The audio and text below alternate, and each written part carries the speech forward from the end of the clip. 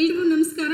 ನಾನು ಬೋರಮ್ಮ ಹೆಚ್ ಅಂಗಡಿ, working as assistant professor in department of political science, GFGC HD ಕೋಟೆ, Mysuru district. Friends, Mysuru ವಿಶ್ವವಿದ್ಯಾನಿಲಯದಲ್ಲಿ BA ಪದವಿ ಓದ್ತಿರ್ತಕ್ಕಂತಹ 4ನೇ ಸೆಮ್ನ ರಾಜ್ಯಶಾಸ್ತ್ರ ವಿದ್ಯಾರ್ಥಿಗಳಿಗೆ ಇರ್ತಕ್ಕಂತಹ ಇಂಟ್ರೊಡಕ್ಷನ್ ಟು ಇಂಟರ್ನ್ಯಾಷನಲ್ ರಿಲೇಷನ್ಸ್, ಅಂತಾರಾಷ್ಟ್ರೀಯ ಸಂಬಂಧಗಳ ಪರಿಚಯ. ಈ ಪತ್ರಿಕೆ ಅಡಿಯಲ್ಲಿ ಇವತ್ತು ನಾನು ಇಲ್ಲಿ ಮಿಸ್ಟೇಕ್ ಆಗಿದೆ. I am discussing third session. That is on nature of international ರಿಲೇಷನ್ಸ್ನ ಭಾಗ 2.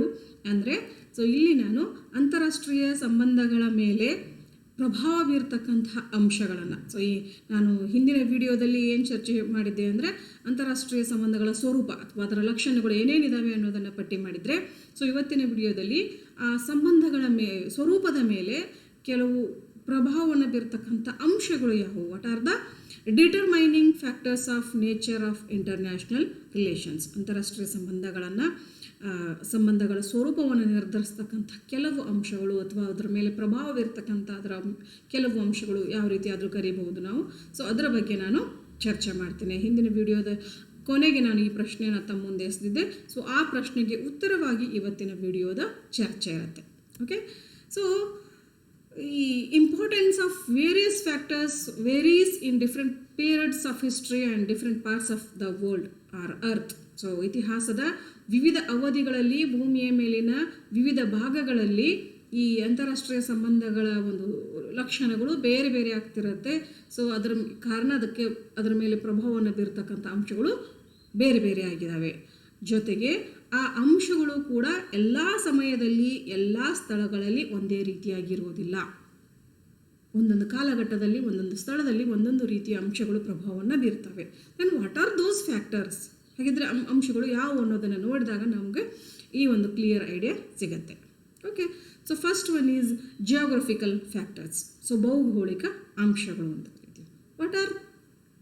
What geographical factors influence the international relations ಅನ್ನೋದನ್ನು ನೋಡೋದಾದರೆ, ಫಸ್ಟ್ ಬಂದುಬಿಟ್ಟು ಪ್ರತಿಯೊಂದು ರಾಷ್ಟ್ರದ geographic position of a state, ಪ್ರತಿಯೊಂದು ರಾಜ್ಯದ ಭೌಗೋಳಿಕ ಸ್ಥಾನ ಏನಿದೆಯಲ್ಲ ಅದು ತುಂಬ ಪ್ರಮುಖ ಪಾತ್ರವನ್ನು ಬೀರುತ್ತೆ. ಅಂದರೆ ಒಂದು ಆಯಕಟ್ಟಿನ ಪ್ರದೇಶದಲ್ಲಿ ತುಂಬ ಅನುಕೂಲಕಾರಿಯಾದಂತಹ ಭೌಗೋಳಿಕ ಲೊಕೇಶನನ್ನು, ಸನ್ನಿವೇಶವನ್ನು ಒಂದು ರಾಷ್ಟ್ರ ಹೊಂದಿದರೆ ಅದು ತನಗೆ ಅತ್ಯುತ್ತಮವಾದ ಅನುಕೂಲಕಾರಿಯಾದಂತಹ ಭೌಗೋಳಿಕ ವಾತಾವರಣ ಆಗಿರ್ಬೋದು, ಉಳಿದೆಲ್ಲ ಸೌಲಭ್ಯಗಳನ್ನು ಹೊಂದಿದರೆ ಅದು ಅಂತಾರಾಷ್ಟ್ರೀಯ ಸಂಬಂಧಗಳಲ್ಲಿ ಹೆಚ್ಚು ಸ್ವಾತಂತ್ರ್ಯವನ್ನು ಹೊಂದಿರುತ್ತೆ. ತನಗೆ ಹೆಚ್ಚು ಅನುಕೂಲಕಾರಿಯಾದಂತಹ ವಿದೇಶಾಂಗ ನೀತಿಯನ್ನು ಅದು ಅನುಸರಿಸ್ಬೋದು. ಒಂದು ವೇಳೆ ಅದರ ಒಂದು ಕ್ಲೈಮೇಟ್ ಕಂಡೀಷನ್ನು ಅಥವಾ ಅದರದ್ದು ಸೈಜು ಅದಕ್ಕೆ ಅನುಕೂಲಕಾರಿಯಾಗಿರಲಿಲ್ಲ ಅಂದರೆ, ಈಗ ಅಲ್ಲಲ್ಲಿ ದ್ವೀಪ ರಾಷ್ಟ್ರಗಳು ಬರ್ತವೆ, ತುಂಬ ಚಿಕ್ಕ ಗಾತ್ರದ ರಾಷ್ಟ್ರಗಳವು. ಜೊತೆಗೆ ಕ್ಲೈಮೇಟ್ ಕಂಡೀಷನ್ನು ಕೆಲಸ ಮಾಡೋದಕ್ಕೆ, ಅಲ್ಲಿ ಏನಾದರೂ ಉತ್ಪಾದನೆಯನ್ನು ಮಾಡೋದಕ್ಕೆ, ಕೃಷಿ ಅಭಿವೃದ್ಧಿನ ಪಡಿಸೋದಕ್ಕೆ ಅನುಕೂಲಕಾರಿಯಾಗಿರಲಿಲ್ಲ ಅಂದಾಗ ಅದು ತನ್ನದೇ ಆದಂಥ ಸ್ವಂತ ವಿದೇಶಾಂಗ ಅಂದರೆ ಸ್ವತಂತ್ರ ವಿದೇಶಾಂಗ ನೀತಿಯನ್ನು, ಅಂದರೆ ತನಗೆ ಹೆಚ್ಚು ಅನುಕೂಲವಾಗುವ ರೀತಿಯ ವಿದೇಶಾಂಗ ನೀತಿಯನ್ನು ಅನುಸರಿಸೋದು ಕಷ್ಟ ಆಗುತ್ತೆ. Then if it has natural barriers, ಯಾವುದೇ ರಾಷ್ಟ್ರ ಈ ಕೆಲವು ನ್ಯಾಚುರಲ್ ಬ್ಯಾರಿಯರ್ಸನ್ನು ಹೊಂದಿದರೆ, ಅಂದರೆ ಸಮುದ್ರ ಅಥವಾ ಬೆಟ್ಟ ಗುಡ್ಡಗಳು, ಹೆಚ್ಚು ಕಣಿವೆಗಳು, ಮರುಭೂಮಿ ಪ್ರದೇಶ, ಈ ರೀತಿಯ ಬ್ಯಾರಿಯರ್ಗಳನ್ನು ಏನಾದರೂ ಹೊಂದಿದಾಗ ಅದು ಮುಕ್ತವಾಗಿ ಹೆಚ್ಚು ಲಾಭದಾಯಕ ರೀತಿಯಲ್ಲಿ ಅಂತಾರಾಷ್ಟ್ರೀಯ ಸಂಬಂಧಗಳನ್ನು ಹೊಂದೋದು ಕಷ್ಟ ಆಗತ್ತೆ. ಆಗ ಅದು ತನ್ನ ವಿದೇಶಾಂಗ ನೀತಿಯಲ್ಲಿ ಸಾಕಷ್ಟು ಅಂಶಗಳನ್ನು ಬಿಟ್ಕೊಡ್ಬೇಕಾಗತ್ತೆ. ಕೇವಲ ಪಡೆದುಕೊಳ್ಳೋದಷ್ಟೇ ಅಲ್ಲ, ಹೆಚ್ಚು ವಿಷಯಗಳನ್ನು ಬಿಟ್ಕೊಡ್ಬೇಕಾಗತ್ತೆ. ಹಾಗೆ ಡಿಸ್ಟ್ರಿಬ್ಯೂಷನ್ ಆಫ್ ನ್ಯಾಚುರಲ್ ರಿಸೋರ್ಸಸ್, ನಮಗೆ ಗೊತ್ತು ಜಗತ್ತಿನ ಎಲ್ಲ ಭಾಗಗಳಲ್ಲಿ ಎಲ್ಲ ತೆರನಾದಂಥ ನೈಸರ್ಗಿಕ ಸಂಪನ್ಮೂಲಗಳು ಒಂದೇ ತೆರನಾಗಿ ಸಿಗೋದಿಲ್ಲ. ಈ ಅಂಶನೇ ಮುಖ್ಯವಾಗಿ ಅಂತಾರಾಷ್ಟ್ರೀಯ ಸಂಬಂಧಗಳು ಬೆಳೆಯೋದಕ್ಕೆ ಕಾರಣ ಆಗಿದೆ ಅಂತ ಹೇಳ್ತೀವಿ ನಾವು. ಯಾಕಂದರೆ ಇವತ್ತು ಆಧುನಿಕ ಯುಗದಲ್ಲಿ ನಾವು ಬದುಕ್ತಿದ್ದೀವಿ.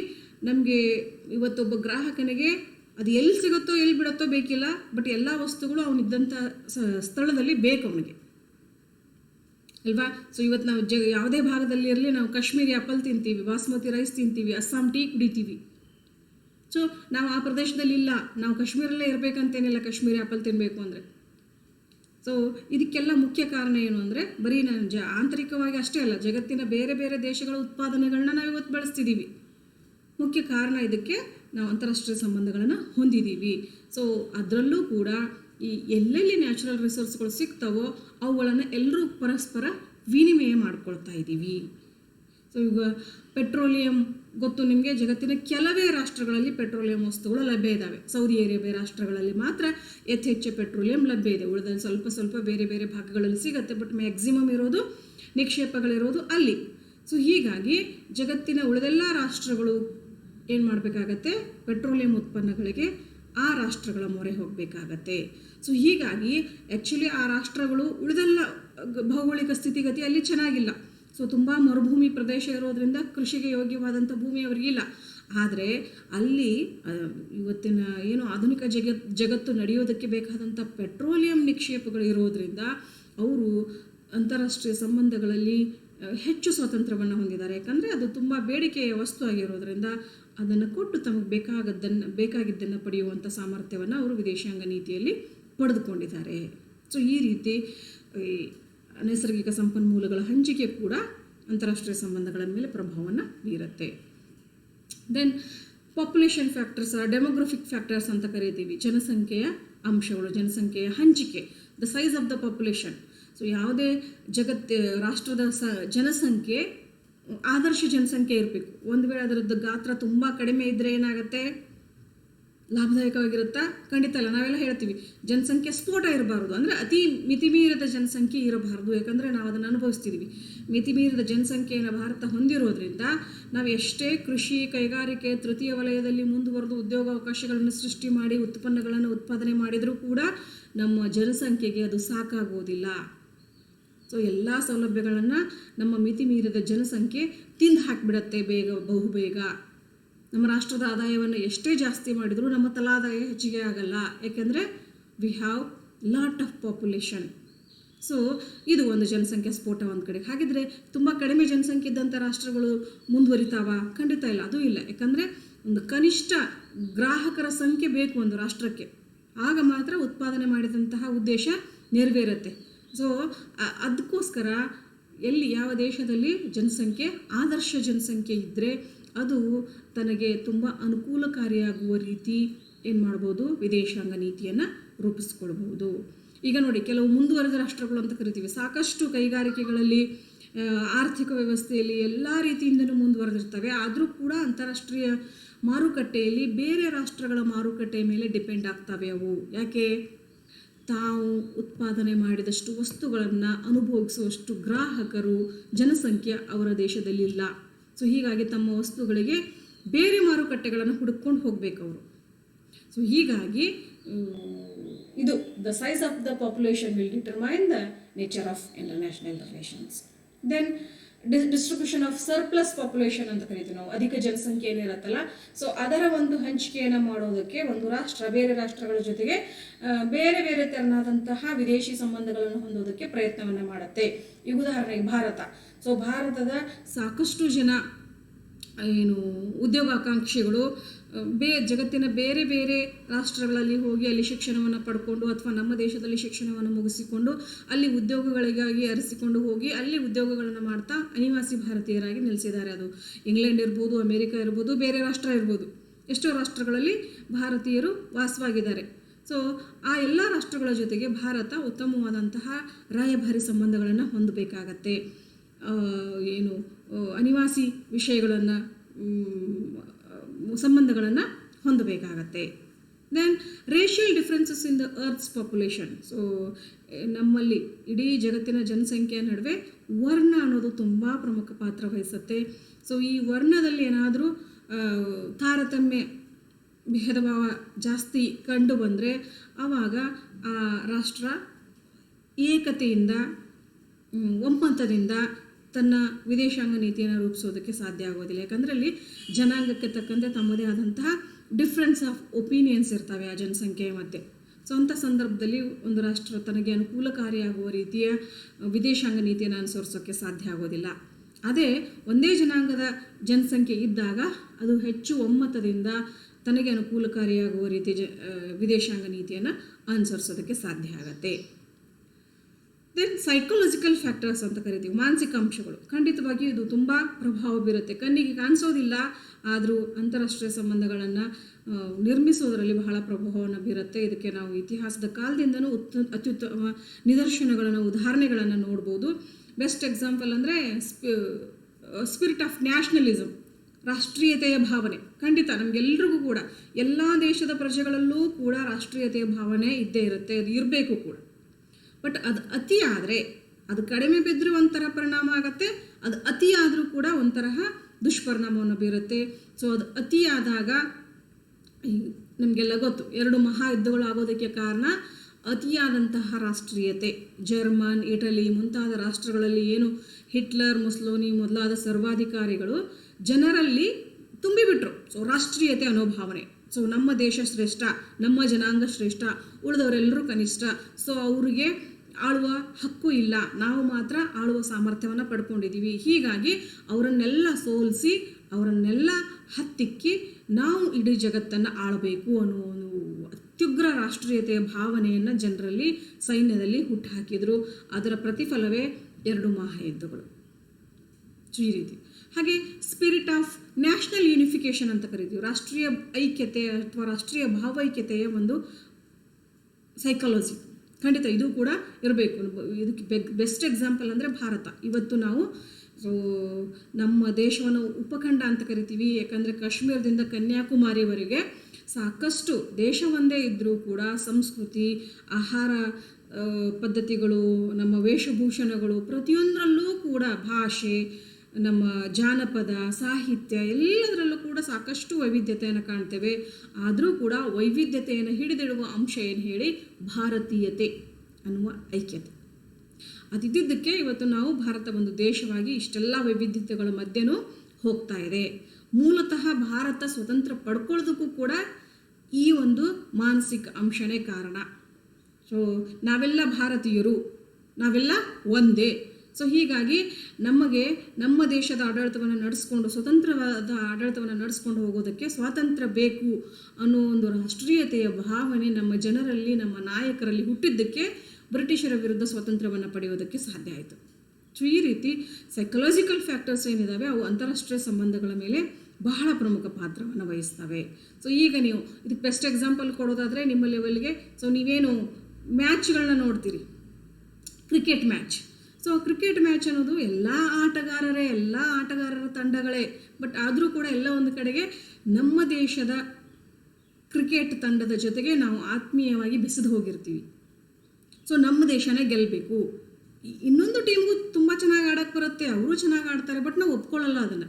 ಸೊ ಅಟ್ ಎನಿ ಕಂಡೀಷನ್ ನಮ್ಮ ಆಟಗಾರರು ಗೆಲ್ಲಬೇಕು ಹೇಗಾದರೂ ಮಾಡಿ. So this is the psychological factor. So ಈ ಉದಾಹರಣೆ ರೀತಿ ಅಂತಾರಾಷ್ಟ್ರೀಯ ಸಂಬಂಧಗಳಲ್ಲಿ ಈ ಮಾನಸಿಕ ಅಂಶ ತುಂಬ ಪ್ರಭಾವವನ್ನು ಬೀರುತ್ತೆ. ದೆನ್ ಹಿಸ್ಟಾರಿಕಲ್ ಫ್ಯಾಕ್ಟರ್ಸ್, ಐತಿಹಾಸಿಕ ಅಂಶಗಳು ಕೂಡ. ಸೊ ನಾವು ನಮ್ಮ ಇವತ್ತಿನ ಜೀವನಕ್ಕೆ ಮಾರ್ಗದರ್ಶಿ ಯಾವುದು ಅಂದರೆ ಅವರ್ ಹಿಸ್ಟ್ರಿ. ಸೊ ಇತಿಹಾಸವನ್ನು ನೋಡಿ ನಾವು ಮುಂದೆ ಹೋಗ್ತೀವಿ. ಸೊ ವಿಶೇಷವಾಗಿ ರಾಷ್ಟ್ರಗಳ ಮಧ್ಯೆ ಸಂಬಂಧಗಳು ಇತಿಹಾಸ ಪ್ರತಿಬಿಂಬಿತವಾಗಿರ್ತವೆ. ಏಕೆಂದರೆ ಯಾವುದೇ ರಾಷ್ಟ್ರ ಇನ್ನೊಂದು ರಾಷ್ಟ್ರದ ಜೊತೆಗೆ ಸಂಬಂಧವನ್ನು ಬೆಳೆಸ್ಕೊಳ್ಬೇಕಂದ್ರೆ they look towards their history. ಆ 2 ರಾಷ್ಟ್ರಗಳ ನಡುವಿನ ಇತಿಹಾಸ ಏನಿತ್ತು, ಮುಂಚೆ ಸಂಬಂಧ ಹೇಗಿತ್ತು, ಅದನ್ನು ನೋಡ್ತವೆ.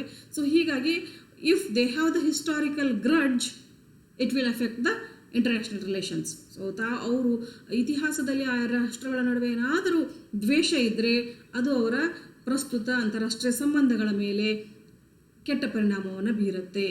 ಉದಾಹರಣೆಗೆ ಅಮೇರಿಕ ಮೂಲತಃ ಇಂಗ್ಲೆಂಡಿಂದ, ಅಮೇರಿಕ ಕ್ರಾಂತಿಯ ಮೂಲಕ ಇಂಗ್ಲೆಂಡಿಂದ ಸ್ವಾತಂತ್ರ್ಯವನ್ನು ಪಡೆದುಕೊಳ್ತು. ಸೊ ಹೀಗಾಗಿ ಎಷ್ಟೋ ವರ್ಷಗಳ ಕಾಲ ಇಂಗ್ಲೆಂಡ್ ನಮ್ಮನ್ನು ವಸಾಹತುಶಾಹಿ ಇದಕ್ಕೆ ಒಳಪಡಿಸಿತ್ತು ಅನ್ನೋ ಭಾವನೆ ಅಮೇರಿಕ ದೇಶದ ಜನರಿಗೆ ಇತ್ತು ಎಷ್ಟೋ ವರ್ಷಗಳವರೆಗೂ. ಸೊ ಈಗ ನಾವು ಭಾರತ ಮತ್ತು ಪಾಕಿಸ್ತಾನದ ಇತಿಹಾಸವನ್ನು ನೋಡೋದಾದರೆ, ಭಾರತ ಮತ್ತು ಪಾಕಿಸ್ತಾನದ ಅಂತಾರಾಷ್ಟ್ರೀಯ ಸಂಬಂಧಗಳ ಮೇಲೆ ಅತಿ ಮುಖ್ಯ ಪರಿಣಾಮವನ್ನು ಬೀರ್ತಾ ಇರೋದು ಅವರ್ ಹಿಸ್ಟ್ರಿ. ಸೊ ಇವತ್ತಿನ ಜನ್ರೇಷನ್ಗೆ ಅದು ಉದಯ ಆಗುವಾಗ ಅದು ಧಾರ್ಮಿಕ ಕಾರಣ ಇರ್ಬೋದು, ಆಡಳಿತಾತ್ಮಕ ಕಾರಣ ಇರ್ಬೋದು, ಏನೇ ವೈಫಲ್ಯ ಇರ್ಬೋದು, ಅದು ಹಿಂಸೆ ನಡೀತು, ಏನೇನೋ ಸಮಸ್ಯೆಗಳಾದವು, 2 ರಾಷ್ಟ್ರದ ನಡುವಿನ ಸಂಬಂಧ ಏನಾಯಿತು, ಕೆಟ್ಟು ಹೋಯಿತು. ಬಟ್ ಅದು ಇನ್ನೂ ಸುಧಾರಿಸೋದಕ್ಕೆ ಆಗ್ತಾ ಇಲ್ಲ ಅಂದರೆ ನಾವು ಏನು ನೋಡ್ತಿದ್ದೀವಿ, ನಾವು ಬರೀ ಹಿಸ್ಟ್ರಿ ನೋಡ್ತಿದ್ದೀವಿ. ಸೊ ಈ ರೀತಿ 2 ರಾಷ್ಟ್ರಗಳ ನಡುವಿನ ಸಂಬಂಧಕ್ಕೆ ಇತಿಹಾಸ ಬಹಳ ಮುಖ್ಯವಾಗತ್ತೆ, ಬಹಳ ಪ್ರಭಾವವನ್ನು ಬೀರುತ್ತೆ. ಆ ಇತಿಹಾಸವನ್ನು ಮರೆತು ಹೊಸ ಸಂಬಂಧಗಳನ್ನ ಸೃಷ್ಟಿ ಮಾಡ್ಕೊಳ್ಳೋದಕ್ಕೆ ಬಹಳಷ್ಟು ಸಮಯಾವಕಾಶ ಕಾಲಘಟ್ಟ ಬೇಕಾಗತ್ತೆ. ಸೊ ಈ ರೀತಿ ಐತಿಹಾಸಿಕ ಅಂಶ ಪ್ರಭಾವ ಬೀರ್ತವೆ.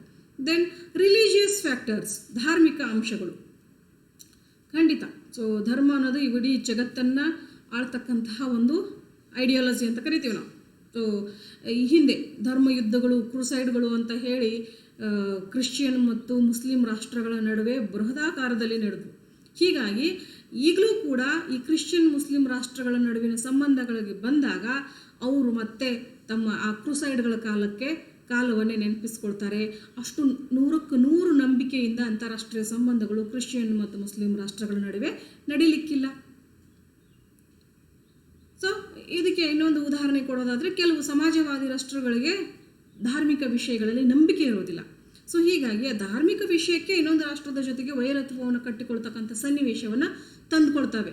ಬೆಸ್ಟ್ ಎಕ್ಸಾಂಪಲ್ ಅಂದರೆ 1959 ಸೊ ಏನು ಟಿಬೆಟ್ನ ಮೇಲೆ ಚೀನಾ ಆಕ್ರಮಣವನ್ನು ಮಾಡ್ತೋ, ಆವಾಗ ಚೀನಾ ಗೊತ್ತು ಸಮಾಜವಾದಿ ರಾಷ್ಟ್ರ, ಧರ್ಮದಲ್ಲಿ ನಂಬಿಕೆ ಇಲ್ಲ. ಸೊ ಹೀಗಾಗಿ ಟಿಬೆಟ್ನಲ್ಲಿ ಸುಮಾರು 1.2 ಮಿಲಿಯನ್ ಬೌದ್ಧ ಸನ್ಯಾಸಿಗಳನ್ನು ಹತ್ತಿಕ್ಕಲಾಯಿತು ಅಲ್ಲಿ. ಅಂಥ ಸಂದರ್ಭದಲ್ಲೇ ಪ್ರಮುಖ ಬೌದ್ಧ ಸನ್ಯಾಸಿಯಾದಂಥ ದಲೈ ಲಾಮಾ ಅವರು ಭಾರತಕ್ಕೆ ಆಸರೆಯನ್ನು ಬಯಸಿ ಬಂದರು. ನಿರಾಶ್ರಿತರಾಗಿ ಭಾರತಕ್ಕೆ ಬಂದರು. ಭಾರತ ದಲೈ ಲಾಮಾ ಅವರಿಗೆ ಆಶ್ರಯವನ್ನು ಕೊಡ್ತು. ಸೊ ಈ ಕಾರಣಕ್ಕಾಗಿ ಚೀನಾ ಭಾರತದ ಜೊತೆಗೆ ತನ್ನ ಅಂತಾರಾಷ್ಟ್ರೀಯ ಸಂಬಂಧಗಳಲ್ಲಿ ದೊಡ್ಡದಾದಂಥ ಬಿರುಕನ್ನು ತಂದುಕೊಟ್ಟಿದ್ದು ನಮಗೆ ಗೊತ್ತು. ಸೊ ಈ ರೀತಿ how the religious beliefs and practices and factors will influence the international relations ಅನ್ನೋದನ್ನು ನೋಡ್ತೇವೆ ನಾವು. ದೆನ್ ಸಾಂಸ್ಕೃತಿಕ ಅಂಶಗಳು, ಕಲ್ಚರಲ್ ಫ್ಯಾಕ್ಟರ್ಸ್. ಖಂಡಿತವಾಗಿಯೂ the differences in customs, manners and ethical standards will definitely cause in international misunderstandings. So ಒಂದೇ ಥರನಾದಂಥ ಸಂಸ್ಕೃತಿ, ಮೌಲ್ಯಗಳು, ನಂಬಿಕೆಗಳು ಇದ್ದಾಗ ಆ ರಾಷ್ಟ್ರಗಳ ನಡುವಿನ ಅಂತಾರಾಷ್ಟ್ರೀಯ ಸಂಬಂಧ ತುಂಬ ಸುಲಭವಾಗಿ ನಡೆದು ಹೋಗ್ತವೆ. ಒಂದು ವೇಳೆ ಇವುಗಳಲ್ಲಿ ಏನಾದರೂ ವ್ಯತ್ಯಾಸ ಇದ್ದಾಗ ಖಂಡಿತವಾಗಿಯೂ ಅಲ್ಲಿ ಬಹಳಷ್ಟು ತಪ್ಪು ತಿಳುವಳಿಕೆಗಳು ಬರ್ತವೆ. ಸೊ ಹೀಗಾಗಿ ಇದು ಕೂಡ ಪರಿಣಾಮವನ್ನು ಬೀರುತ್ತೆ. Then economic factors, this is very important. ನಾವು ಇವತ್ತು ಅಂತಾರಾಷ್ಟ್ರೀಯ ಸಂಬಂಧವನ್ನು ಪ್ರತಿಯೊಂದು ದೇಶ ಹಮ್ಮಿಕೊಳ್ಳೋದಕ್ಕೆ ಮುಖ್ಯ ಕಾರಣ ಅಂದರೆ ಟು ಗೇನ್ ಎಕನಾಮಿಕ್ ಬೆನಿಫಿಟ್. ಆರ್ಥಿಕ ಸೌಲಭ್ಯವನ್ನು ಪಡೆಯೋದೇ ಇವತ್ತು ಅಂತಾರಾಷ್ಟ್ರೀಯ ಸಂಬಂಧಗಳ ಮುಖ್ಯ ಉದ್ದೇಶ. This is the main agenda ಪ್ರತಿಯೊಂದು ಅಂತಾರಾಷ್ಟ್ರೀಯ ಸಂಬಂಧದ್ದು. ಯಾವ್ಯಾವ ವಿಷಯಗಳಲ್ಲಿ, I am giving few examples here. ಇದನ್ನು ಬಿಟ್ಟು ಬಹಳಷ್ಟು ವಿಷಯಗಳಿದ್ದಾವೆ. ಕೆಲವು ನಾನು ಉದಾಹರಣೆಗಳನ್ನ ಚರ್ಚಿಸೋದಾದರೆ, ಫುಡ್ ಸೆಕ್ಯೂರಿಟಿ, ಸೊ ಆಹಾರ ಭದ್ರತೆಗಾಗಿ. ಸೊ ನಮ್ಮ ದೇಶ ಭಾರತವನ್ನೇ ತೆಗೆದುಕೊಂಡಾಗ, ಭಾರತ ಸ್ವತಂತ್ರವನ್ನು ಪಡ್ಕೊಂಡಾಗ ಸಾಕಷ್ಟು ಆಹಾರದ ಕೊರತೆ ಕಂಡು ಬರ್ತಾ ಇತ್ತು. ನಮ್ಮ ದೇಶದ ಜನಸಂಖ್ಯೆಗೆ ಸಾಕಾಗುವಷ್ಟು ಆಹಾರವನ್ನು ಉತ್ಪಾದಿಸುವ ಶಕ್ತಿ ನಮ್ಮಲ್ಲಿರಲಿಲ್ಲ. ಸೊ ಹೀಗಾಗಿ ನಮ್ಮ ದೇಶವನ್ನು ಹಡಗಿನಿಂದ ಬಾಯಿಗೆ ಹಪಹಪಿಸುವ ರಾಷ್ಟ್ರ ಅಂತ ಕರೀಲಾಗ್ತಿತ್ತು. ಬೇರೆ ರಾಷ್ಟ್ರಗಳಿಂದ ನಾವು ಆಹಾರ ಧಾನ್ಯಗಳನ್ನು ಆಮದು ಮಾಡಿಕೊಂಡು ನಮ್ಮ ಜನರಿಗೆ ಆಹಾರವನ್ನು ಪೂರೈಸ್ತಾ ಇದ್ವಿ. ಸೊ ಅಂಥ ಸಂದರ್ಭದಲ್ಲಿ ಭಾರತಕ್ಕೆ ಅಂತಾರಾಷ್ಟ್ರೀಯ ಸಂಬಂಧಗಳನ್ನು ಬೆಳೆಸೋದು ಅತಿ ಅನಿವಾರ್ಯ. ಯಾಕಂದರೆ ಬೇಸಿಕ್ ನೀಡೋದು ಆಹಾರವನ್ನು ಆಮದು ಮಾಡ್ಕೊಳ್ತಿದ್ದೀವಿ ಅಂದರೆ ಅವಾಗ ಖಂಡಿತವಾಗ್ಲೂ ನಮ್ಮದೇ ಆದಂಥ ಸ್ವತಂತ್ರ ಮತ್ತು ಹೆಚ್ಚು ಅನುಕೂಲಕಾರಿಯಾದಂಥ ವಿದೇಶಾಂಗ ನೀತಿಯನ್ನು ರಚಿಸೋದಕ್ಕೆ ಸಾಧ್ಯ ಇಲ್ಲ. ಸೊ ಹಾಗೆ ನೆಕ್ಸ್ಟ್ ನಾವು ಅದರಿಂದ ಹೊರಗೆ ಬಂದ್ವಿ, ಹಸಿರು ಕ್ರಾಂತಿಯನ್ನು ಸಾಧಿಸಿದ್ವಿ. ಇವತ್ತು ನಾವು ಬೇರೆ ದೇಶಗಳಿಗೆ ಆಹಾರ ಸಾಮಗ್ರಿಯನ್ನು ಕಳಿಸಿಕೊಡುವಷ್ಟು ಸಾಮರ್ಥ್ಯವನ್ನು ಪಡ್ಕೊಂಡಿದ್ದೀವಿ. ಸೊ ವಿ ಆರ್ ಸೆಕ್ಯೂರ್ ನಾವು. ಸೊ ಈಗ ನಾವು ನಮಗೆ ಹೆಚ್ಚು ಅನುಕೂಲಕಾರಿಯಾಗುವ ರೀತಿ ವಿದೇಶಾಂಗ ನೀತಿಯನ್ನು ರೂಪಿಸ್ಕೊಳ್ಳೋದಕ್ಕೆ ಸಾಧ್ಯ ಆಗ್ತದೆ. ದೆನ್ ಕ್ಯಾಪಿಟಲ್ ಇನ್ವೆಸ್ಟ್ಮೆಂಟ್ ಅಂತ ಕರಿತೀವಿ. ಕೆಲವು ರಾಷ್ಟ್ರಗಳು ಅತ್ಯಧಿಕ ಬಂಡವಾಳವನ್ನು ಹೊಂದಿರ್ತವೆ, ಉತ್ತಮವಾದಂಥ ಆರ್ಥಿಕ ಸ್ಥಿತಿಯನ್ನು ಹೊಂದಿರ್ತವೆ. ಅವು ಯಾವ ರಾಷ್ಟ್ರದಲ್ಲಿ ಬಂಡವಾಳದ ಕೊರತೆ ಇರುತ್ತೋ ಅಂಥ ರಾಷ್ಟ್ರಗಳಲ್ಲಿ ಹೋಗಿ ಬಂಡವಾಳವನ್ನು ಹೂಡಿ ಅದರಿಂದ ಬಂದಂತಹ ಲಾಭವನ್ನು ಹೆಚ್ಚಿಸ್ಕೊಳ್ಳೋದಕ್ಕೆ ಪ್ರಯತ್ನವನ್ನು ಮಾಡ್ತವೆ. ಆ ಮೂಲಕ ಕೂಡ ಅಂತಾರಾಷ್ಟ್ರೀಯ ಸಂಬಂಧಗಳು ಬೆಳೀತವೆ. ಇದಕ್ಕೆ ಬೆಸ್ಟ್ ಎಕ್ಸಾಂಪಲ್ ಅಂದರೆ multinational companies. They have the more investment, ತಮ್ಮ ಕ್ಯಾಪಿಟಲ್ ಇನ್ವೆಸ್ಟ್ಮೆಂಟ್ ಕೆಪಾಸಿಟಿ ಇದೆ. ಹೀಗಾಗಿ ಜಗತ್ತಿನ ಬೇರೆ ಬೇರೆ ರಾಷ್ಟ್ರಗಳಲ್ಲೆಲ್ಲ ಹೋಗಿ ಉತ್ಪಾದನೆ ಮಾಡ್ತಾರೆ, ಅಲ್ಲಿ ಮಾರುಕಟ್ಟೆಯನ್ನು ಸ್ಥಾಪನೆ ಮಾಡ್ತಾರೆ, ವಸ್ತುಗಳನ್ನು, ಸೇವೆಗಳನ್ನು ಮಾರಾಟ ಮಾಡ್ತಾರೆ, ಲಾಭವನ್ನು ತಮ್ಮ ದೇಶಕ್ಕೆ ತೆಗೆದುಕೊಂಡು ಬರ್ತಾರೆ. The need of raw materials. So ಏನು ನಾನು ಆಗಲೇ ಹೇಳಿದೆ, ಇಂಗ್ಲೆಂಡ್ ಮತ್ತು ಫ್ರಾನ್ಸ್ ಇಡೀ ಜಗತ್ತಿನ, ವಿಶೇಷವಾಗಿ ಆಫ್ರಿಕಾ ಮತ್ತು ಏಷ್ಯನ್ ರಾಷ್ಟ್ರಗಳಲ್ಲೆಲ್ಲ ತಮ್ಮ ವಸಾಹತುಗಳನ್ನ ಸ್ಥಾಪನೆ ಮಾಡಿದ್ವು. ಕಾರಣ ಅಂದರೆ ಅವೆಲ್ಲ ಆಗ ಕೈಗಾರಿಕಾ ಕ್ರಾಂತಿಯನ್ನು ಸಾಧಿಸಿ ತಮ್ಮ ಕೈಗಾರಿಕೆಗಳಿಗೆ ಅವರಿಗೆ ಏನು ಮಾಡಬೇಕಿತ್ತು, ಕಚ್ಚಾ ಸಾಮಗ್ರಿಗಳು ಬೇಕಾಗಿತ್ತು. ಸೊ ಅವರ ಬಟ್ಟೆ ಕಾರ್ಖಾನೆಗಳಿಗೆ ಹತ್ತಿ ಬೇಕಿತ್ತು, ಸೊ ಈ ರೀತಿ ರೇಷ್ಮೆ ಬೇಕಿತ್ತು. ಸೊ ಬೇರೆ ಬೇರೆ ಕಚ್ಚಾ ವಸ್ತುಗಳು ಬೇಕಿದ್ವು. ಆ ಕಚ್ಚಾ ವಸ್ತುಗಳನ್ನು ಪಡ್ಕೊಳ್ಳೋದಕ್ಕೋಸ್ಕರ ಅಂತಾರಾಷ್ಟ್ರೀಯ ಸಂಬಂಧಗಳನ್ನು ಬೆಳೆಸ್ಕೊಳ್ಬೇಕಾಗತ್ತೆ. Then market for finished goods, ಕೇವಲ ಕಚ್ಚಾ ವಸ್ತುಗಳನ್ನು ತರೋದಕ್ಕಷ್ಟೇ ಅಲ್ಲ, ಬೇರೆ ದೇಶದ ಜೊತೆಗೆ. ಈಗ ಉದಾಹರಣೆಗೆ ನಮಗೆ ನಾವು ಸ್ವತಂತ್ರ ಪಡ್ಕೊಂಡಾಗ ಎಲ್ಲ ಯಂತ್ರೋಪಕರಣಗಳನ್ನು ತರೋದಕ್ಕೆ ಬೇರೆ ರಾಷ್ಟ್ರಗಳ ಮೇಲೆ ನಾವು ಡಿಪೆಂಡ್ ಆಗಿದ್ವಿ ಹೆಚ್ಚಾಗಿ. ಸೊ ಈಗ ಸ್ವಲ್ಪ ಸ್ವಾವಲಂಬನೆಯನ್ನು ಹೊಂದಿದ್ದೀವಿ, ಬಟ್ ಹೆಚ್ಚಾಗಿ ಯಂತ್ರೋಪಕರಣಗಳನ್ನು ಆವಾಗ ಸ್ವಾತಂತ್ರ್ಯ ಬಂದಂಥ ಸಂದರ್ಭದಲ್ಲಿ ಬೇರೆ ರಾಷ್ಟ್ರಗಳಿಂದ ತರಿಸ್ಕೊಳ್ತಿದ್ವಿ. ಸೊ ಅದು ಕೂಡ ಅಂತಾರಾಷ್ಟ್ರೀಯ ಸಂಬಂಧಗಳ ಮೇಲೆ ಪರಿಣಾಮವನ್ನು ಬೀರುತ್ತೆ. ಹಾಗೆ market for finished goods, so ಸಿದ್ಧ ವಸ್ತುಗಳನ್ನು ಮಾರಾಟ ಮಾಡೋದಕ್ಕೆ ಕೈಗಾರಿಕೆಯಲ್ಲಿ ಸಾಕಷ್ಟು ಅಭಿವೃದ್ಧಿ ಸಾಧಿಸಿದಂತಹ ರಾಷ್ಟ್ರಗಳು ಕಡಿಮೆ ಟೈಮ್ನಲ್ಲಿ ಸಿಕ್ಕಾಪಟ್ಟೆ ವಸ್ತುಗಳನ್ನು ಉತ್ಪಾದನೆ ಮಾಡಿ ಹಾಕುವಂಥ ಸಾಮರ್ಥ್ಯವನ್ನು ಪಡೆದಿರ್ತವೆ. ಬಟ್ ಉತ್ಪಾದನೆ ಆದಂಥ ವಸ್ತುಗಳು ಗ್ರಾಹಕರ ಕೈ ಸೇರಬೇಕಲ್ಲ, ಮಾರಾಟ ಆಗಬೇಕು ಅಂದರೆ ಅಲ್ಲಿ ಹೆಚ್ಚು ಜನಸಂಖ್ಯೆಯನ್ನು ಹೊಂದಿದಂತಹ ವಿಸ್ತಾರವಾದಂಥ ಮಾರುಕಟ್ಟೆಗಳು ಬೇಕು. ಸೊ ಇದಕ್ಕೋಸ್ಕರ ಅಮೇರಿಕ ಮತ್ತು ಯುರೋಪಿನ ಬಹಳಷ್ಟು ರಾಷ್ಟ್ರಗಳು ಭಾರತ ಮತ್ತು ಚೀನಾದತ್ತ ಯಾಕೆ ಒಲವನ್ನು ತೋರಿಸ್ತವೆ ಅಂದರೆ ವಿ ಹ್ಯಾವ್ ಬಿಗ್ ಮಾರ್ಕೆಟ್ಸ್, ಅತಿ ಹೆಚ್ಚು ಜನಸಂಖ್ಯೆಯನ್ನು ಹೊಂದಿದಂತಹ ದೊಡ್ಡ ಮಾರುಕಟ್ಟೆಯನ್ನು ನಾವು ಹೊಂದಿದ್ದೀವಿ. ಸೊ ಹೀಗಾಗಿ ಆ ರಾಷ್ಟ್ರಗಳು ಸಿದ್ಧ ವಸ್ತುಗಳನ್ನು ನಮ್ಮ ದೇಶದಲ್ಲಿ ಮಾರಾಟ ಮಾಡೋದಕ್ಕೆ ನಮ್ಮ ಜೊತೆಗೆ ಅಂತಾರಾಷ್ಟ್ರೀಯ ಸಂಬಂಧಗಳನ್ನು ಹೊಂದೋದಕ್ಕೆ ಮುಂದೆ. ಸೊ ಈ ರೀತಿ so many economic factors will influence the international relations. Then mechanical factors. So ಇಲ್ಲಿ ಕೂಡ I am giving only few examples. So scientific discoveries ಅಂತ ಕರಿತೀವಿ ನಾವು. ಸೊ ಬಹಳಷ್ಟು ವೈಜ್ಞಾನಿಕ ಅನ್ವೇಷಣೆಗಳಾಗಿದ್ದರಿಂದ ಇವತ್ತು ಅಂತಾರಾಷ್ಟ್ರೀಯ ಸಂಬಂಧದಲ್ಲಿ ಇವತ್ತು we are calling hour world as global village. So ನಾವು ಇವತ್ತು ಜಗತ್ತನ್ನು ಏನಂತ ಕರಿತಿದ್ದೀವಿ, ಒಂದು ಜಾಗತಿಕ ಹಳ್ಳಿ ಅಂತ ಕರಿತಿದ್ದೀವಿ. ಅಷ್ಟರ ಮಟ್ಟಿಗೆ ನಾವು ವಿಜ್ಞಾನ, ತಂತ್ರಜ್ಞಾನ, ಸಾರಿಗೆ, ಸಂಪರ್ಕ ಕ್ಷೇತ್ರದಲ್ಲಿ ಅನ್ವೇಷಣೆಗಳನ್ನು, ಸಾಧನೆಯನ್ನು ಮಾಡಿದ್ದೀವಿ. ಸೊ ಹೀಗಾಗಿ ಅಂತಾರಾಷ್ಟ್ರೀಯ ಸಂಬಂಧಗಳ ನಡುವಿನ ಸ್ವರೂಪ ಅಥವಾ ವ್ಯಾಪ್ತಿ ತುಂಬ ಬದಲಾಗಿದೆ. ಇವತ್ತು ಏನು ನಾವು ಸೈಂಟಿಫಿಕ್ ಡಿಸ್ಕವರೀಸ್ ಅಂತ ಏನು ಕರಿತೀವಿ, ವೈಜ್ಞಾನಿಕ ಅನ್ವೇಷಣೆಗಳು ಏನೇ ಆದರೂ ಜಗತ್ತಿನ ಒಂದು ಭಾಗದಲ್ಲಾದರೂ ಅದರ ಲಾಭವನ್ನು, ಅದರ ಉಪಯೋಗವನ್ನು ಜಗತ್ತಿನ ಎಲ್ಲ ರಾಷ್ಟ್ರಗಳಿಗೆ ಹಂಚ್ತೀವಿ. ಅಂದರೆ ಬೇರೆ ಎಲ್ಲ ರಾಷ್ಟ್ರಗಳಿಗೂ ಅದರ ಲಾಭವನ್ನು ಕೊಟ್ಟು ಅವ್ರಿಗೂ ಒಳ್ಳೆಯದು ಮಾಡಬೇಕು ಅನ್ನೋ ಕಾನ್ಸೆಪ್ಟ್ ಒಂದು ಕಡೆಗಾದರೆ, ಇನ್ನೊಂದು ಕಡೆಗೆ ನಾನು ಮಾಡಿದಂಥ ಅನ್ವೇಷಣೆಯ ಲಾಭವನ್ನು ನಾನು ಪಡಿಬೇಕು. ಸೊ ನೋಡಿ, ಸೊ ಇವತ್ತು ಏರೋಪ್ಲೇನ್, ಟೆಲಿಫೋನ್ ಏನೇನೆಲ್ಲ ನಾವು ನೋಡ್ತೀವಿ, ಬಟ್ ಅವು ಎಲ್ಲಿ ಕಂಡುಹಿಡಿದಿದ್ರು ಆ ಪ್ರದೇಶದಲ್ಲಷ್ಟೇ ಅವುಗಳ ಉಪಯೋಗ ಅಥವಾ ಬಳಕೆ ಸೀಮಿತವಾಗಿಲ್ಲ. ಇಡೀ ಜಗತ್ತಿಗೆ ಅದರ ಉಪಯೋಗವನ್ನು ಹೇಳಿಕೊಡಲಾಗಿದೆ, ತಿಳಿಸಿಕೊಡಲಾಗಿದೆ ಅಲ್ವಾ. ಸೊ ಹಾಗೆ ಮೆಕ್ಯಾನಿಕಲ್ ಇನ್ವೆನ್ಷನ್ಸ್ ಕೂಡ, ಯಂತ್ರೋಪಕರಣಗಳಲ್ಲಿ ಆದಂತಹ ಅನೇಕ ಅನ್ವೇಷಣೆಗಳನ್ನು ಕೂಡ ಇವತ್ತು ಜಗತ್ತಿನ ಎಲ್ಲ ರಾಷ್ಟ್ರಗಳು ಕೂಡ ಕಂಡುಕೊಂಡಿದ್ದಾವೆ. ಒಂದೊಂದು ವಿಷಯಗಳಲ್ಲಾದಂಥ ಅನ್ವೇಷಣೆಯನ್ನು ಪರಸ್ಪರ ಹಂಚಿಕೊಳ್ಳೋದರ ಮೂಲಕ ಇವತ್ತು ಎಲ್ಲವೂ ಕೂಡ ಯಾಂತ್ರಿಕವಾಗಿ ಮುಂದುವರೆದಿದ್ದಾವೆ. ಹಾಗೆ ಮೀನ್ಸ್ ಆಫ್ ಟ್ರಾನ್ಸ್ಪೋರ್ಟೇಷನ್ ಅದ್ಭುತವಾಗಿ ಇವತ್ತು ನಾವು ಹೈ ಸ್ಪೀಡ್ ಮೆಟ್ರೋ ಟ್ರೈನ್ ಇರ್ಬೋದು, ಹೈ ಸ್ಪೀಡ್ ಎಲೆಕ್ಟ್ರಿಕಲ್ ಟ್ರೈನ್ಸ್ ಇರ್ಬೋದು, ಏರೋಪ್ಲೇನ್ಗಳಿರ್ಬೋದು. ಸೊ ಇವೆಲ್ಲದರ ಸಹಾಯದಿಂದ ಇಡೀ ಜಗತ್ತಿನ ಯಾವುದೇ ಭಾಗದಲ್ಲಿ ಅತಿ ಕಡಿಮೆ ಸಮಯದಲ್ಲಿ ನಾವು ಸಂಪರ್ಕವನ್ನು ಸಾಧಿಸೋದಕ್ಕೆ ಸಾಧ್ಯ ಆಗ್ತಿದೆ. ಎಸ್ಪೆಷಲಿ ಕಮ್ಯುನಿಕೇಷನ್ ಫೀಲ್ಡ್ನಲ್ಲಿ ಅದ್ಭುತವಾದಂತಹ ಸಾಧನೆಯನ್ನು ಇವತ್ತು ನಾವು ಸೌಲಭ್ಯಗಳನ್ನ ನೋಡ್ತೀವಿ. ಜಗತ್ತಿನ ಯಾವುದೇ ಭಾಗದಲ್ಲಿ ಕೂತ್ಕೊಂಡು ಯಾವುದೇ ಘಟನೆಯನ್ನು ಲೈವ್ ಆಗಿ ನೋಡ್ತೀವಿ, ಮಾತಾಡ್ತೀವಿ ಅವ್ರ ಜೊತೆಗೆ.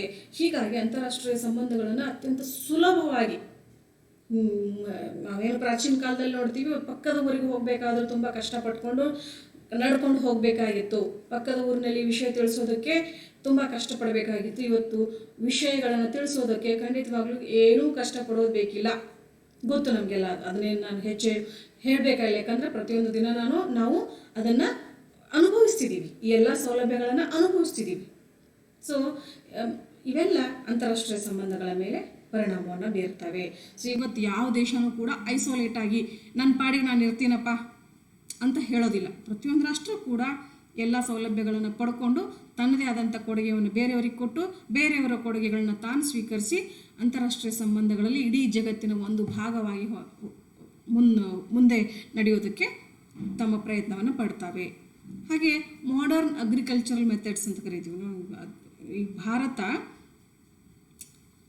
ನಮಗೆ ಸ್ವತಂತ್ರ ಬಂದಾಗ ನಮ್ಮ ಆಹಾರದ ಸ್ಥಿತಿಗತಿ ಹೇಗಿತ್ತು, ನಂತರ ನಾವೇನು ಹಸಿರು ಕ್ರಾಂತಿ ಅಂತ ಅಧಿಕ ಇಳುವರಿ ಕೊಡ್ತಕ್ಕಂಥ ಬೀಜಗಳನ್ನೆಲ್ಲ ಬಳಸಿಕೊಂಡು ಅತ್ಯುತ್ತಮವಾದಂಥ ರಾಸಾಯನಿಕಗಳು ಅವೆಲ್ಲಗಳನ್ನು ಬಳಸಿಕೊಂಡು ಆಧುನಿಕ ಕೃಷಿಯ ಮೂಲಕ ನಾವು ಆಹಾರ ಸ್ವಾವಲಂಬನೆಯನ್ನು ಪಡ್ಕೊಂಡ್ವಿ. ಸೊ ಇವತ್ತು ಇಸ್ರೇಲ್ನಂಥ ರಾಷ್ಟ್ರಗಳು, ಆ್ಯಕ್ಚುಲಿ ಇಸ್ರೇಲ್ ಅತ್ಯಧಿಕ ಮರುಭೂಮಿಯನ್ನು ಹೊಂದಿದಂತಹ ರಾಷ್ಟ್ರ, ಅಲ್ಲಿ ಸಿಹಿ ನೀರು ಸಿಗೋದಿಲ್ಲ. ಸೊ ಅಂತಹ ಮಣ್ಣು, ಅಂತಹ ಉಪ್ಪು ನೀರನ್ನೇ ಆಧುನಿಕ ವಿಧಾನಗಳ ಮೂಲಕ ಬಳಸಿಕೊಂಡು ಇಡೀ ಜಗತ್ತಿಗೆ ಅತ್ಯುತ್ತಮ ಆಧುನಿಕ ಕೃಷಿ ಪದ್ಧತಿಗಳನ್ನು ಹೇಳ್ಕೊಡ್ತಕ್ಕಂಥ ಸಾಮರ್ಥ್ಯವನ್ನು ಅದು ಪಡ್ಕೊಂಡಿದೆ. ಸೊ ಈ ರೀತಿ ಆಧುನಿಕ ಕೃಷಿ ವಿಧಾನಗಳೇನಿದ್ದಾವೆ ಅವು ಅಂತಾರಾಷ್ಟ್ರೀಯ ಸಂಬಂಧಗಳ ಸ್ವರೂಪವನ್ನು ಏನು ಮಾಡ್ತಿದ್ದಾವೆ, ಬದಲಾಯಿಸಿದ್ದಾವೆ. ಮುಂಚೆ ನಮ್ಮ ಕೃಷಿ ಸರಕುಗಳ ಆಮದು ಪ್ರಮಾಣ ಜಾಸ್ತಿ ಇತ್ತು, ಈಗ ಸಂಪೂರ್ಣವಾಗಿ ಅದು ಇಲ್ಲ. ಬದಲಾಗಿ ನಮಗೀಗ ಕೃಷಿ ಸರಕುಗಳನ್ನ ರಫ್ತು ಮಾಡ್ತೀವಿ ನಾವು. ಸೊ ಈ ರೀತಿ ಆಧುನಿಕ ಕೃಷಿ ವಿಧಾನಗಳು ಕೂಡ ಈ ಅಂತಾರಾಷ್ಟ್ರೀಯ ಸಂಬಂಧಗಳ ಸ್ವರೂಪಗಳಲ್ಲಿ ಕೆಲವು ಬದಲಾವಣೆಗಳನ್ನು ತಂದಿದ್ದಾವೆ. ದೆನ್ ಮಿಲಿಟರಿ ಫ್ಯಾಕ್ಟರ್ಸ್ ಅಂತ ಕರಿತೀವಿ, ಖಂಡಿತವಾಗಿಯೂ. ಸೊ ಇದು ಬಹಳಷ್ಟು ಪ್ರಮುಖ ಪಾತ್ರವನ್ನು ವಹಿಸುತ್ತೆ. ಸೊ ಒಂದು ರಾಷ್ಟ್ರದ ಸೈನ್ಯ ಎಷ್ಟರ ಮಟ್ಟಿಗೆ ಪ್ರಬಲವಾಗಿರುತ್ತೋ, ಅದರ ಒಂದು ಸೈನಿಕ ಸಂಘಟನಾ ಸಾಮರ್ಥ್ಯ ಆಗಿರ್ಬೋದು, ತರಬೇತಿ ಸಾಮರ್ಥ್ಯ ಆಗಿರ್ಬೋದು, ಎಷ್ಟು ಸ್ಟ್ರಾಂಗ್ ಆಗಿರುತ್ತೋ ಅಷ್ಟು ಅದು ಬೇರೆ ರಾಷ್ಟ್ರಗಳ ಮೇಲೆ ಪ್ರಭಾವವನ್ನು ಬೀರೋದಕ್ಕೆ ಸಾಧ್ಯ ಆಗತ್ತೆ. ಇವತ್ತು ಉಳಿದೆಲ್ಲ ವಿಷಯಗಳಿದ್ರೂ ಕೂಡ ಫೈನಲ್ ಆಗಿ ಒಂದೊಂದು ಸಂದರ್ಭದಲ್ಲಿ ತನ್ನ ಮಿಲಿಟರಿ ಶಕ್ತಿಯನ್ನು ಬಳಸಿ ಅಂತಾರಾಷ್ಟ್ರೀಯ ಸಂಬಂಧಗಳಲ್ಲಿ ತನಗೆ ಬೇಕಾದಂಥ ಲಾಭವನ್ನು ಪಡೆದುಕೊಳ್ತಕ್ಕಂಥ ಪ್ರಯತ್ನವನ್ನು ಕೆಲವು ರಾಷ್ಟ್ರಗಳು ಮಾಡ್ತವೆ. So this is also a one factor. Then ಕೆಲವು ಗೌರ್ಮೆಂಟಲ್ ಫ್ಯಾಕ್ಟರ್ಸ್ ಅಂತ ಕರಿತೀವಿ ನಾವು, ಸರ್ಕಾರಿ ಅಂಶಗಳು. ಸೊ ಉದಾಹರಣೆಗೆ ಡೆಮೊಕ್ರೆಟಿಕ್ ಕಂಟ್ರೀಸ್, ಪ್ರಜಾಪ್ರಭುತ್ವದ ರಾಷ್ಟ್ರಗಳು ಯಾವಾಗಲೂ ಕೂಡ ಶಾಂತಿಯುತ ಅಂತಾರಾಷ್ಟ್ರೀಯ ಸಂಬಂಧಗಳನ್ನು ಹೊಂದೋದಕ್ಕೆ ಇಷ್ಟಪಡ್ತವೆ. ಸೊ ಅವುಗಳು ಸಮಾನತೆ, ಸ್ವಾತಂತ್ರ್ಯ, ಇವುಗಳಿಗೆ ಮಾನವೀಯತೆ, ಇವುಗಳಿಗೆ ಹೆಚ್ಚು ಬೆಲೆಯನ್ನು ಕೊಟ್ಟು ಆದಷ್ಟು ಎಲ್ಲರೂ ಕೂಡ ಸಹಜೀವನದಿಂದ ಇಡೀ ಜಗತ್ತನ್ನೇ ಒಂದು ಕುಟುಂಬ ಅಂದ್ಕೊಂಡು ಸಹಜೀವನವನ್ನು ಮಾಡಿಕೊಂಡು ಶಾಂತಿಯುತವಾದಂತಹ ಜೀವನವನ್ನು ಸಾಗಿಸ್ಕೊಂಡು ಹೋಗಬೇಕು ಅನ್ನೋ ಅಪ್ರೋಚ್ ಇರುತ್ತೆ. ಬಟ್ ಈ ಮಿಲಿಟರಿ ಸ್ಟೇಟ್ಸು ಅಥವಾ ಏನು ಸರ್ವಾಧಿಕಾರಿ ರಾಷ್ಟ್ರಗಳಿಗೆ ಆಡಳಿತ ಪದ್ಧತಿಗಳಿಗೆ ಆ ಅಪ್ರೋಚ್ ಇರಲ್ಲ. They have aggressive approach. So ನಾನು ಹೇಳಿದಾಗೆ ನಡೀಬೇಕು, ಅದು ನನ್ನ ಮುಗಿ ನೇರಕ್ಕೆ ನಡೀಬೇಕು, ನನ್ನ ಹಿತಾಸಕ್ತಿ ಈಡೇರಬೇಕು ಅನ್ನೋ ಒಂದು ಅಗ್ರೆಸಿವ್ ಅಪ್ರೋಚನ್ನು ಈ ಮಿಲಿಟರಿ ಮತ್ತು ಡಿಕ್ಟೇಟರ್ಶಿಪ್ ರಾಷ್ಟ್ರಗಳು ಹೊಂದಿರ್ತವೆ. ಇನ್ನು ಈ ಮೊನಾರ್ಕಿಕಲ್ ಸ್ಟೇಟ್ಸ್ ಆಗಿರ್ತವೆ ಅಂದರೆ ಅವು ಆದಷ್ಟು they have their dynastic purpose.